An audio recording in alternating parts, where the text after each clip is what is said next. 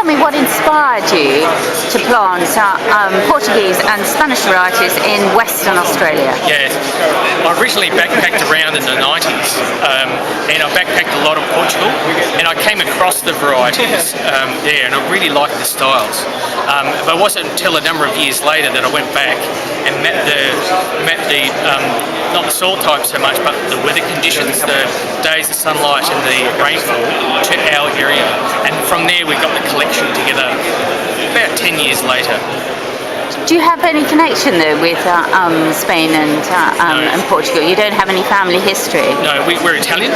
So the Italians went Italian. out in the 50s. My father came out to Italy, from Italy to Australia. But the big thing for us is that we've had winemaking in the family forever.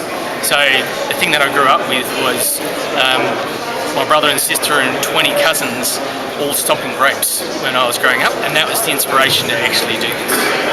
And how would you describe the style of your wines in an Australian context? I think they're very European in style, so European and food style, and probably not Australian style. But What have you discovered? we found that the varieties such as Tinticao and the Graziano really like what we've got, as in the red dirt and a lot of the pebbles. We found that the Touriga really doesn't like clay too close, so we've been able to map it onto loam with a lot of pebbles, which is very deep loam. And then the Bastardo, which we think makes a great rosé, that's been mapped onto more chocolate loam, which is very thin, and that hits the clay. The clay is really tough, and it balances the vine out. It means that we can dry grow it. So we train all the fruit on the north side and a lot of the foliage on the southwest, which is the hottest part of the day. So we protect the fruit and we're able to hang it out a little bit longer to concentrate the flavours. We get about 900 mil a year of rain, which is similar to London, but it's very concentrated around in the winter. And then in the summer it gets quite hot, but the nights are cool. So it gives almost perfect ripening conditions. What's your holy grail?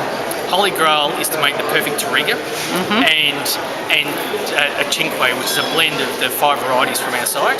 That's the Holy Grail for us. Can you explain what a Touriga is for people? Touriga is a classic Portuguese variety. It is probably, I think, the best variety grown in Portugal. And I think it can be very full of fruit, not too acidic, and very aromatic. And I think it makes almost the perfect wine, particularly with food.